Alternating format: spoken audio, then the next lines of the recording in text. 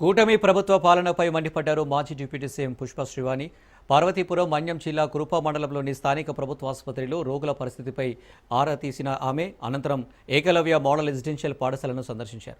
గిరిజనులకు పెద్దపీట వేస్తున్నామని చెప్పుకుంటున్న ప్రభుత్వం గాఢ నిద్రలో ఉందని, రాష్ట్రంలో వైద్యం పడకేసిందని దుయ్యబట్టారు. ఇంతవరకు గిరిజన శాఖ మంత్రి గాని, విద్యాశాఖ మంత్రి గాని పాఠశాలను సందర్శించారా అంటూ పుష్ప శ్రీవాణి ప్రశ్నించారు.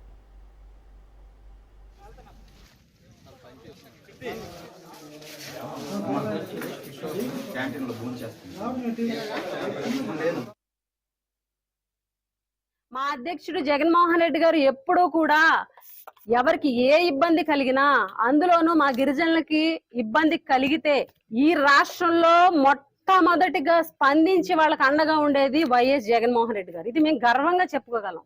ఈరోజు మీ ప్రభుత్వంలో జరిగినటువంటి 5 రోజులకు స్పందిస్తారు ఒకళ్ళు, వారం రోజులకు స్పందిస్తారు ఒకళ్ళు.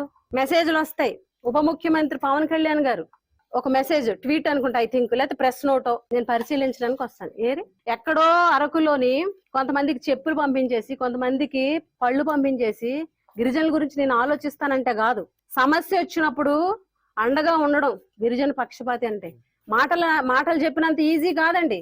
ఈరోజు ఎంత పాండమిక్ వచ్చినా వాటర్ కంటామినేషన్ అంటే మీ డిపార్ట్మెంట్ కి సంబంధించినటువంటిదే. ఎంత ఇష్యూ వచ్చినప్పటికీ కూడా స్పందించకపోవడం, ఇక్కడ సందర్శించకపోవడం, ఈ సమస్య గురించి తెలుసుకోకపోవడం దురదృష్టం.